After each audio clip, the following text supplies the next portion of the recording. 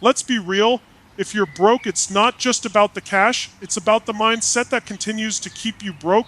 The way you think concerning money, success, and opportunity is dictating your entire financial future. The majority of individuals think they're broke because they don't make enough, but that's not usually the actual problem. It's not the amount in your paycheck that results in your wealth, it's the size of your psychology.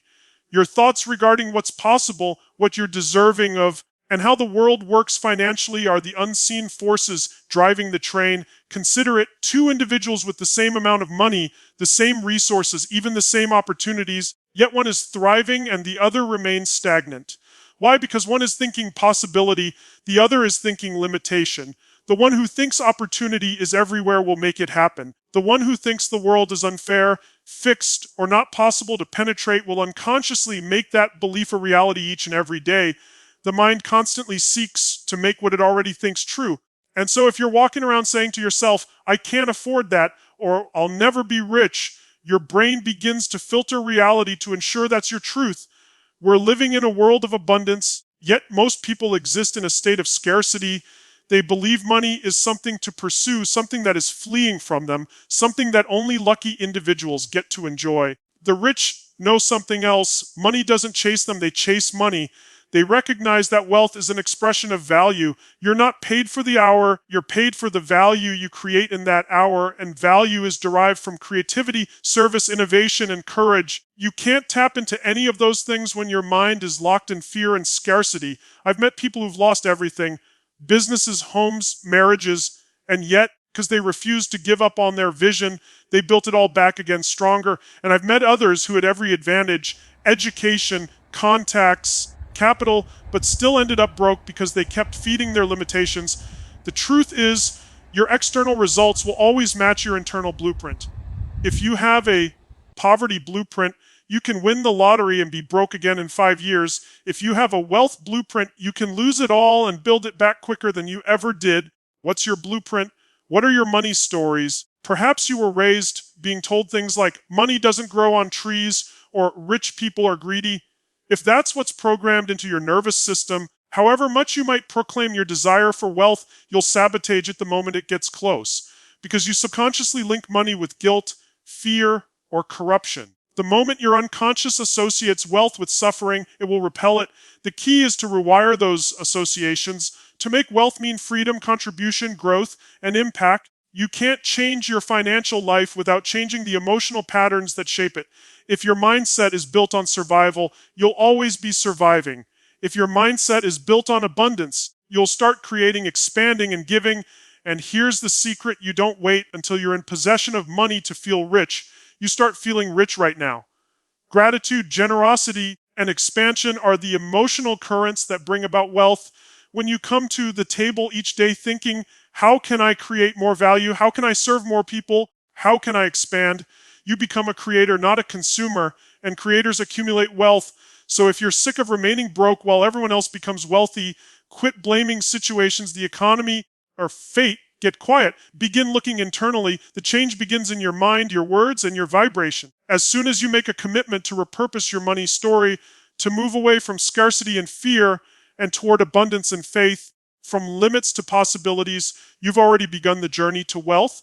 Because the truth is, it was never about money. It was about who you had to become in order to create it. And once you become that individual, wealth isn't something you pursue, it's something you create naturally. Most people remain broke because they've learned to exchange time for money, and that's the trap. You attend school, you find a job, and then you spend your whole life selling the one thing you can never reclaim your time. You wake up each day, work hard, punch in, punch out, and do it again.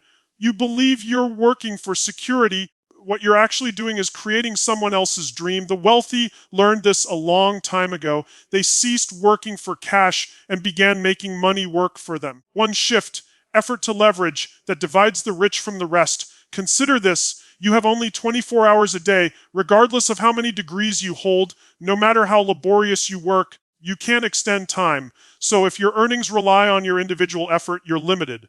But when you create systems, companies, investments, content, or products that keep generating value even when you're not actively working, that's when you break the rat race. This is a fundamental principle known to the rich. They don't only wonder, how do I make more money? They wonder, how do I scale value? They create assets that remunerate them over and over again. Real estate, shares, online products, intellectual property, networks, people. And now this does not necessarily mean you resign tomorrow. It means you begin to shift your mindset. Rather than saying, how do I make more? Ask, how do I generate more? The broke consider salary, the rich consider wealth generation. The broke think about the next paycheck. The rich create long-term flow of income that continues to flow, even if they are working, sleeping, or on vacation with their family. The broke think in terms of hours. The wealthy think in terms of decades. But here's the reality that most people don't want to deal with.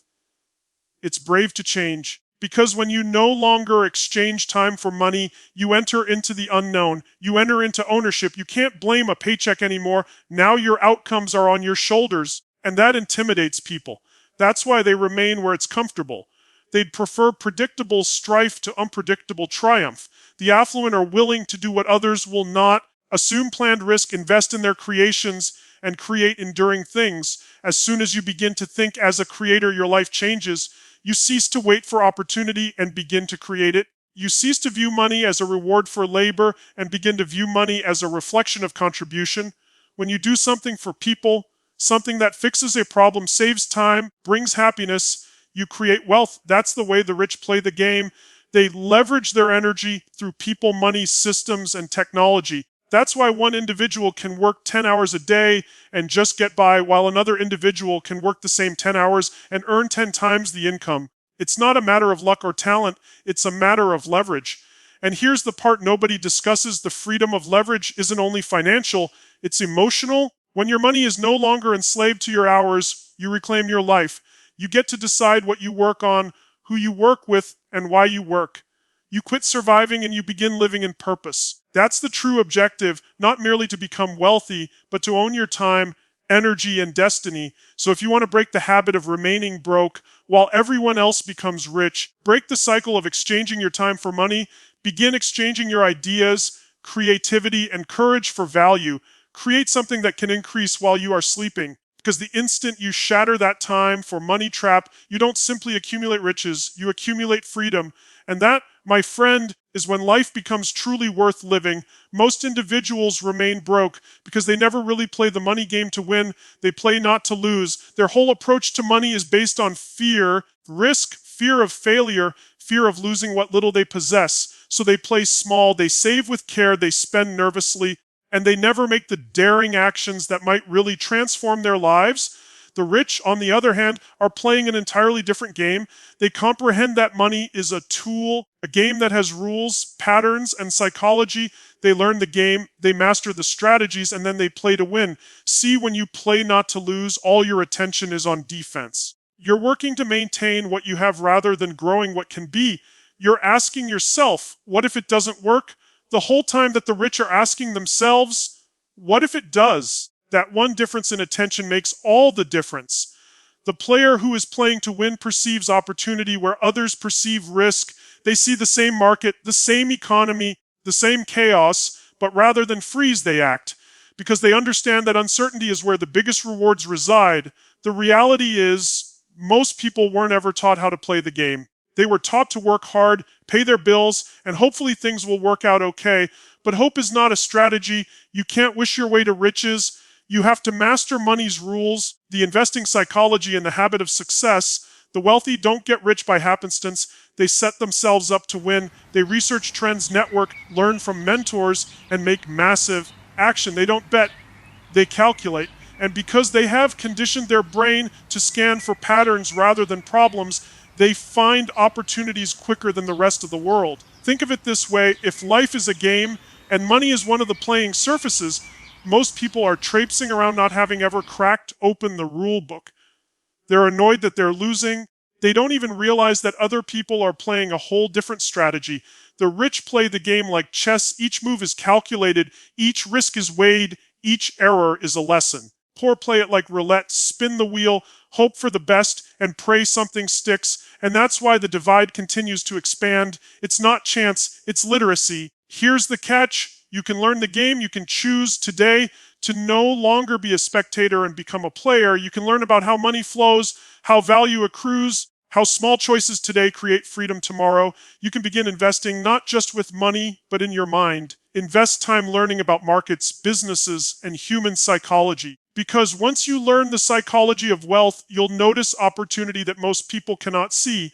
And when you begin playing to win, something magical happens, your energy changes. You cease acting based on fear and begin acting based on purpose. You cease hesitating and begin deciding. You cease questioning, what if I lose? And begin declaring, if I lose, I'll learn, and if I learn, I'll win. That's the mentality of the rich. They understand that failure is part of the process, but not the end of it. Each failure is a lesson, each test is feedback, and each risk has the seed of transformation within it. So do not play the money game on defense. Defense keeps you secure, but never makes you liberated. You will not be able to create an extraordinary life by playing small. The rich get rich because they dare to play big, they dare to take the shot, and they dare to believe that they can win. It's not about luck, it's about mindset, mastery, and movement. And once you decide to play full out, not halfway, not cautiously, but fully, you'll realize the game was never against you. You were just playing it too small. Planet Earth is filled with people who never create true wealth because they allow fear and comfort to control their lives. Fear says, stay safe, and comfort says, you're fine where you are.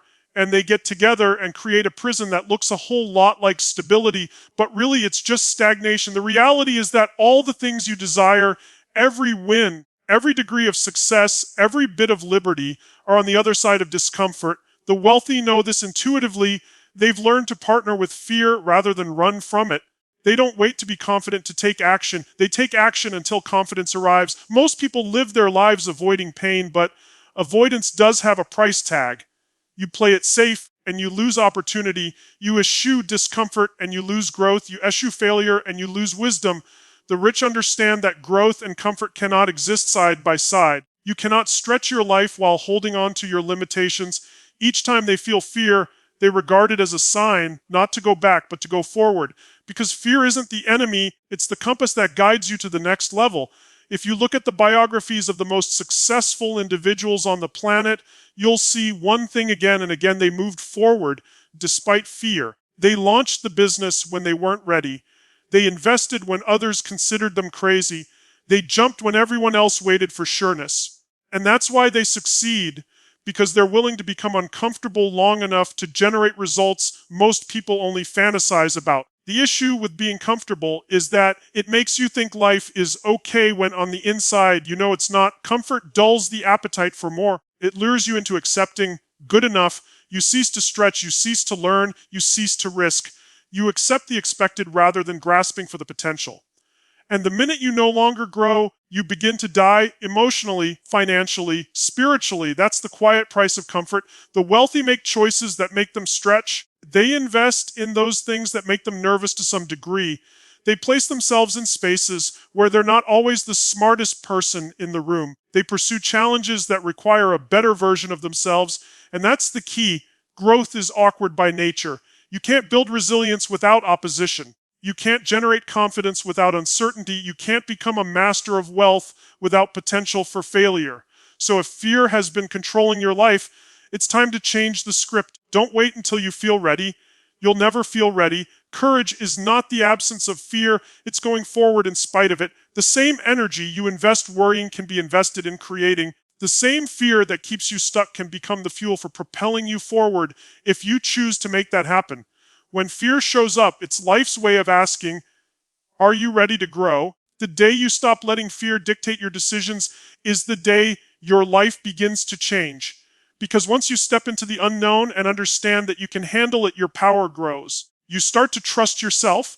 You start to understand that fear isn't final, it's feedback. And when you use that feedback to grow, every risk becomes a stepping stone toward freedom. Don't run from fear. Don't pursue comfort. Master both. Allow fear to hone your focus and discomfort to expand your capacity. For when you do, you cease surviving and begin thriving. That's what distinguishes the broke from the wealthy, not the lack of fear, but the mastery of it. The rich are not fearless, just more dedicated to their vision than they are to their comfort. And that's the very reason they succeed. You want to know one of the largest reasons why people remain broke when others get wealthy. Here it is, they don't invest in themselves. The majority of individuals spend their whole lives investing time, energy, and money into anything and everything except for personal development. They'll splurge on the latest phone, eat out 5 nights a week, watch shows for hours on end, but ask them to invest a bit in a book, a class, a coach, or a competence that will radically shift their life. All of a sudden, it's too costly. That is the exact thought process that keeps them stuck, because you cannot outrun your level of growth. Your income will forever be at a parity with your identity. The wealthy understand that the best investment they will ever make is not in the stock market, it's in themselves. They invest years in becoming masterminds of their mind, leveling up their skills, and being surrounded by people who challenge their thinking. They know if they grow, everything else grows along with them, their business, their relationships, their wealth. But if they don't grow, everything else starts to rot. That's the law of life. What ain't growing is dying. When you invest in yourself, you're not throwing money away, you're doubling it. Because knowledge gains exponential returns faster than interest ever could. Every added skill, every insight, every moment of expansion adds exponential value to the future. You become more resourceful, more confident, more able to see opportunities others can't. You begin thinking in possibilities rather than problems. And life suddenly begins responding to you differently. It's not luck, it's evolution. Here's the catch: growing up takes humility. It takes bravery to say you don't know everything, to ask for assistance, to begin anew, to acquire a new skill. That's why the majority of people never do. Pride gets in the way of progress. They say, I already know that, or that won't work for me, when in reality they're just too scared to feel awkward again. The rich don't allow pride get in the way of learning. They're students for life. They understand that in a world that's changing at this rate, to remain static is to fall behind. Consider it. You upgrade your phone each year, but when did you last upgrade yourself, your mind, your abilities, your emotional intelligence? Those are the true drivers of wealth. If your mind is old, it doesn't matter how many chances appear, you won't notice them, and even if you do, you won't have the ability to deal with them. That is why so many individuals lose money when they finally have it. They never created the inner strength to work with success. When you begin treating yourself as your most valuable asset, everything shifts. You begin to see learning as leverage instead of a cost. You cease waiting to be rescued and understand you are your own greatest investment. With each book you read, each seminar you go to, each mentor you learn from, you add depth, power, and wisdom to who you are. And when you expand, your results have no choice but to expand too. If you're fed up with remaining poor, cease to pose the question, what can I afford? And begin asking, what can I learn? Because riches do not derive from what you possess, they derive from who you are. And the more you are worth, the more you have to offer others of value. That's the rich man's secret. Do not pursue money, they pursue mastery. And because they keep investing in their own evolution, they stay ahead while everyone else stays the same. Make the decision today to invest in yourself, not someday, not when it's convenient, but now. Read the book. Take the course, find the mentor, challenge your limits, because the money you spend on yourself isn't an expense, it's a seed. And if you just keep watering that seed with courage, learning, and effort, it'll bloom into a life you always thought was impossible.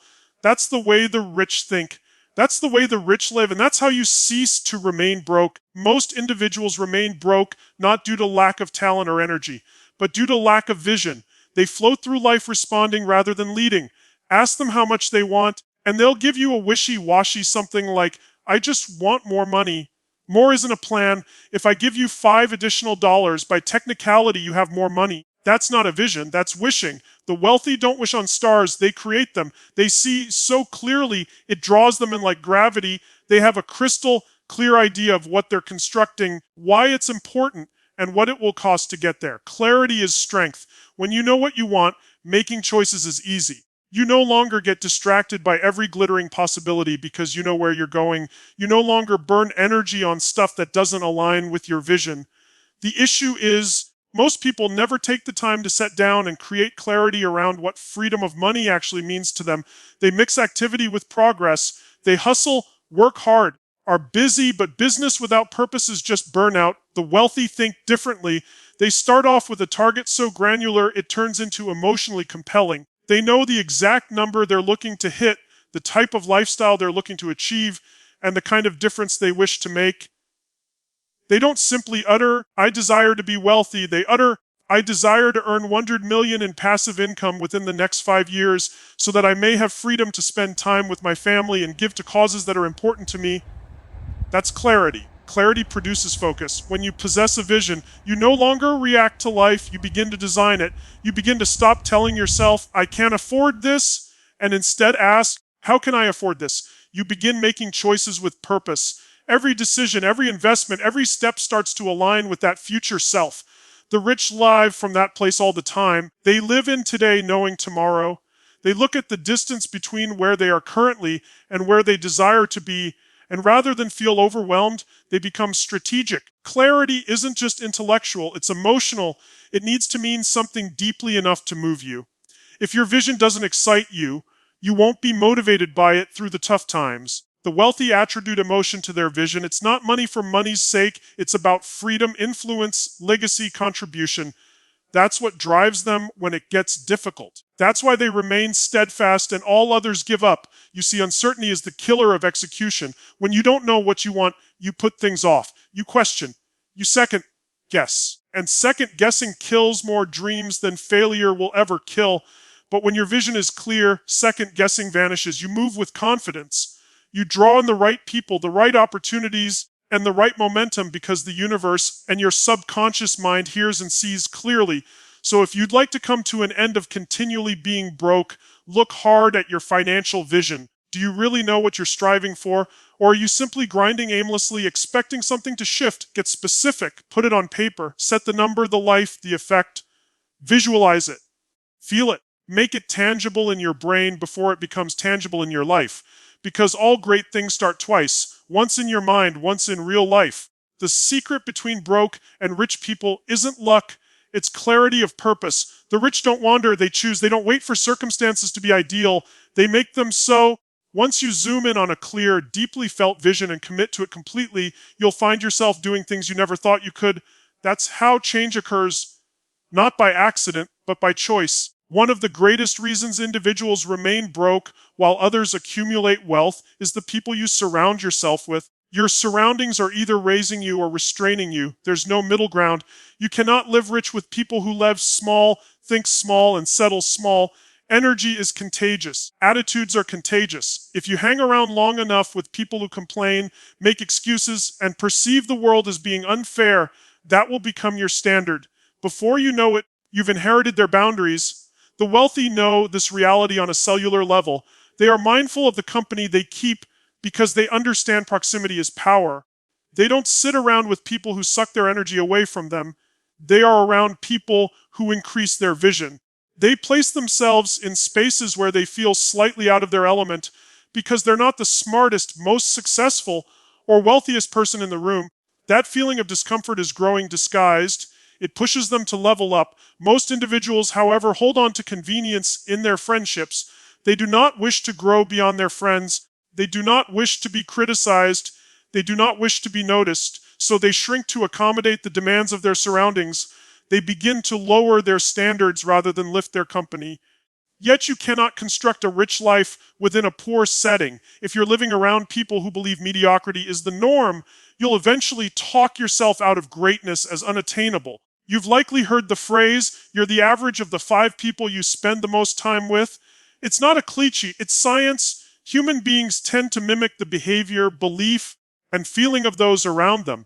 If all the people in your entourage are worried about money, too scared to risk, or operating in survival mode, it's practically impossible not to soak it in. When you begin to hang out with winners, people who speak about ideas, expansion, and contribution, your own thinking automatically changes. You start thinking bigger, acting quicker, dreaming more boldly. The affluent curate their world the way that a painter selects colors. They protect their energy. They select mentors who push them, peers who inspire them, and friends who rejoice in their success rather than envy it. They know that your community is your mirror. If you wish to see a different image, you must be in front of a different mirror. Now, does not mean that you dump everybody in your life. It means that you become aware of who gets your influence, attention, and time. You can love your family and friends, but you don't have to get money advice from those who are broke. You can care for people without allowing them to dictate your destiny. You can respect your past while creating a new setup that is conducive to your next level. When you begin to surround yourself with individuals who are ahead of you, everything shifts. Their dialogue ignites thought. Their routines set new standards. Their achievements become proof that more is available. You come to understand that the only space between you and them is mindset and persistence, and both are acquisitionable. So look at your tribe now. Are they pushing you or holding you back? Are they questioning your excuses or enabling them? The truth can be painful, but it's freedom. Because when you begin to select your environment rather than being born into one, your life begins to change. The broke allowed their environment to dictate them. The rich design their environment on purpose. One exists by default, the other by design. If you wish to climb, surround yourself with people who challenge you in the best possible way, people who challenge you to remember who you can be, because ultimately, you will never be able to rise above the standards of the circle you remain in. Choose carefully, and riches will come. Another reason why most people remain broke and others become rich is that they never discover the real magic of leverage. They believe that to earn more money, they need to work harder, grind longer, or cram more hours into the day. But regardless of how hard you toil, you still only have 24 hours. You can't multiply time, but you can multiply impact. The wealthy know this differentiation. They don't say, how can I do more? They say, how can I get more done with less? This is a different question altogether. Leverage is the skill of increasing your output without increasing your effort. It's utilizing tools, people, systems, and technology to multiply your impact. It's changing from being the engine to being the architect. The broke mentality dictates, if I want it done right, I have to do it myself. The wealthy mentality dictates, if I want to grow, I need to build systems that work even when I'm not there. One holds you back exchanging time for money. The other liberates you to have vision, strategy, and growth. Consider it. Each billionaire, each business owner, each financially independent individual has gotten it down in one way or another. They leverage other people's time, other people's ability, and other people's finances to generate value. They create teams, outsource tasks, implement automation, and invest in assets that make money while they sleep. They allow technology and systems to do the heavy work so that they can keep their mind on the things that actually drive results. Most individuals never make it there because leverage involves trust and leadership. You must release control. You must trust you can build a structure that works without you controlling every aspect. That's daunting for many. They hold on to doing everything themselves because it's safe, and safe is certain. But certainty doesn't breed growth. Growth involves letting go of good to strive for great. Leverage also entails using money wisely. The broke spend every last dollar they make. The rich use their dollars to make more. They know the difference between consumption and investment. Each dollar can either get you comfort today or freedom tomorrow. The wealthy opt for freedom. They use leverage to purchase assets, businesses, real estate, stocks, digital assets that work for them long after the initial work is completed. Their money is their employee, generating income while they sleep. But leverage is not only financial, it's emotional and intellectual as well. You can use knowledge leverage by learning from others rather than trying to do everything yourself. You can use relationship leverage by teaming with people whose strengths are your weaknesses. You can use technology leverage by streamlining repetitive tasks so you can devote more time to creating. Each time you devise a smarter, quicker, or more scalable method for achieving a result, you're applying leverage. Here's the reality: hard work makes you a good person, but smart work makes you rich. If effort made you rich, all construction laborers, nurses, and teachers would be millionaires. It's not a matter of how hard you work. You want to know how smartly you can multiply your effort. That's what leverage does. It provides you with the power to amplify your vision, increase your reach, and generate exponential outcomes from the same 24 hours as everyone else. If you're sick of remaining mired, ask yourself, where am I doing something that could be delegated? Where am I swapping effort for efficiency? Where can I create systems rather than duplicating tasks? The instant you begin thinking in terms of leverage, you cease being the worker and begin becoming the creator. That's the change the rich make early, and it's why they remain ahead. You can't create freedom in isolation. You create it with leverage by compounding value through people, ideas, and systems that far exceed your individual effort. When you understand leverage, money no longer is something you pursue and ends up being something that flows intuitively from the size of your footprint. That's not magic, it's mastery. And it's the distinction between being broke and creating true lasting wealth, the majority of individuals remain broke not because they don't earn a sufficient amount of money, but because they don't know how to make the money they already have work for them. They believe that the key to the resolution of their financial issue is more income, when actually more money will only project their habits. If you can't handle dat zaalzid, you'll mess up 10 zaalzerd. If you can't manage your finances when you're broke, you'll only get broke but bigger when you're wealthy. The wealthy know this reality well. It's not how much you make, it's how much you retain, how much you reinvest, and how deliberately you spend every single dollar. Money won't set you free, discipline will. The majority of people exist in reaction mode. They get paid, they spend, and then they wonder where it all went. Their bills, emotions, and impulses control their money. They buy to feel good, to fill a void, to escape stress. That's not financial freedom. That's financial slavery with better packaging. The rich flip that script. They tell their money where to go instead of wondering where it went. Every dollar has a purpose. Every expense has a strategy. They don't merely save for a rainy day, they invest for a brighter one. We are living in a culture that celebrates consumption. Every direction you turn, there's pressure to appear successful rather than be successful, to upgrade your car, your wardrobe, your phone, your lifestyle. And that's the trick. The minute your spending begins to chase your ego rather than your objectives, you've lost the game. The rich avoid that trap because they've acquired the habit of delayed gratification. They understand that real freedom is not about having more, it's about requiring less. They don't purchase items to impress others, they purchase assets that purchase time for them. Managing money isn't restriction, it's direction. It's making your money do something before it gets away. The wealthy have systems, they allocate, they automate, they have definite percentages for savings, investing, giving, and spending. They make their own finances a business, not a game of chance. And because of that system, their wealth works for them in silence, while most people's money vanishes on impulse and emotion. But here's the deeper truth: money management isn't just about numbers, it's about psychology. If your emotions control your money, your emotions control your life. The broke spend emotionally, the rich spend intentionally. The broke say, I deserve this. The rich say, I'll earn this twice. One lives for instant comfort, the other lives for lasting freedom. One is driven by desire, the other by discipline. That's the real divide. You can't become wealthy until you treat money with respect. Each dollar is a seed. You can consume it now or you can sow it and allow it to grow. Most people consume their seeds. They spend everything on instant gratification. The wealthy sow them. They invest in assets, learning, and opportunities that compound. And because they do it wisely, their seeds continue to grow, creating abundance that stretches for generations. So examine your habits. Do you manage your money, or does your money manage you?